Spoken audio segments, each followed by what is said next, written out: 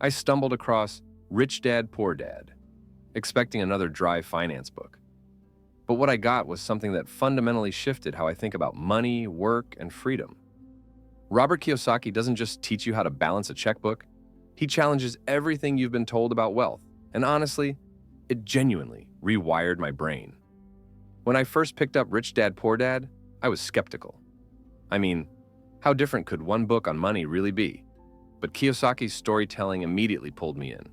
The premise is simple, yet powerful. He had two father figures growing up.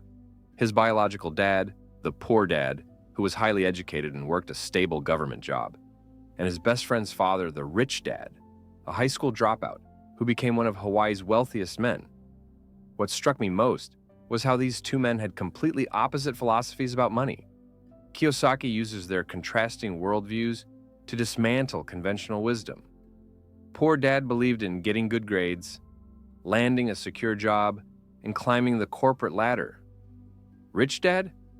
He believed in financial education, building assets, and making money work for you. Reading their parallel stories felt like watching two different life paths unfold. And I found myself constantly questioning which advice I'd been unconsciously following in my own life. The book isn't preachy, it's observational, almost conversational, which makes the lessons sink in deeper.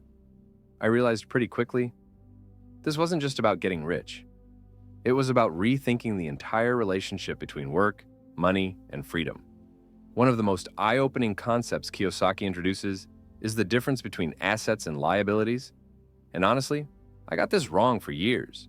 He defines an asset as something that puts money in your pocket. A liability? Something that takes money out. But here's the kicker. Most people think their house is an asset, when, according to Kiyosaki, it's actually a liability, because it drains money through mortgages, taxes, and maintenance. The rich focus on acquiring income-generating assets, real estate that cash flows, stocks that pay dividends, businesses that run without them. Meanwhile, the middle class buys liabilities they think are assets, trapping themselves in the rat race. And here's the inversion. Not every asset is worth acquiring. Over-leveraged properties with negative cash flow prove that discernment matters more than accumulation. What I loved most is how Kiyosaki emphasizes financial literacy over formal education. Poor Dad said, go to school, get good grades, find a safe job. Rich Dad said, learn how money works, or spend your life working for it. Nobody taught me about taxes or investing in school. Kiyosaki argues that the system creates employees, not entrepreneurs. Yet, the flip side is real. Traditional education gave me critical thinking and discipline. The power isn't rejecting school, it's integrating both. Another major theme is overcoming fear and using failure as a teacher. Rich Dad taught young Robert that fear of losing money keeps most people poor. But Kiyosaki learned to see failure as tuition. One story stuck with me. He and his friend melted toothpaste tubes to make counterfeit nickels. It failed miserably, but Rich Dad praised their initiative. The inversion? Not all failure teaches. Some just drains resources. The key is calculated risk with mentorship, not recklessness. Kiyosaki also breaks down how the rich use corporations and tax laws strategically. Employees earn, get taxed, then spend what's left. Business owners earn, spend, then get taxed on what's left. That structural difference compounds massively over time. But here's the inversion I had to consider. Tax advantages only work with legitimate business activity and proper accounting. I've seen people form LLCs, thinking it's a magic tax shield, only to face audits because they lacked substance. The system rewards those who play by the rules intelligently, not those who try to game it carelessly.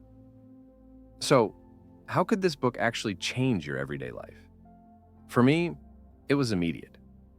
I started tracking my assets versus liabilities, and the results were sobering. I realized I was spending on things that depreciated while neglecting investments that could grow. Within 3 months of applying Kiyosaki's principles, I redirected funds toward dividend-paying stocks and started researching rental properties.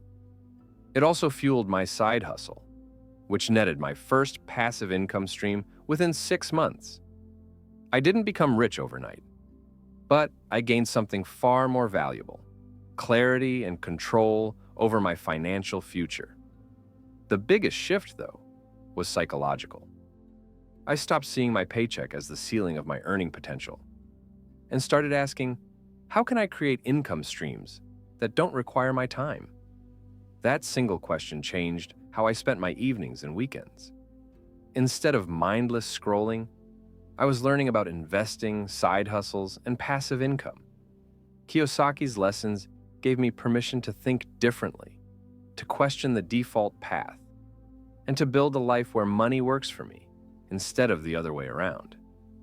If you're tired of the rat race, if you've ever felt like you're working hard but getting nowhere financially, this book offers a genuine alternative framework. It won't give you a get-rich-quick scheme, but it will give you the mindset and foundational knowledge to start building real wealth. And honestly, that's worth far more than any lottery ticket. If you found this summary valuable and want more book breakdowns that could transform how you think about money, success, and life, hit that like button and subscribe. I'm diving deep into the books that actually matter, the ones that give you an unfair advantage. Let's keep learning together. See you in the next one.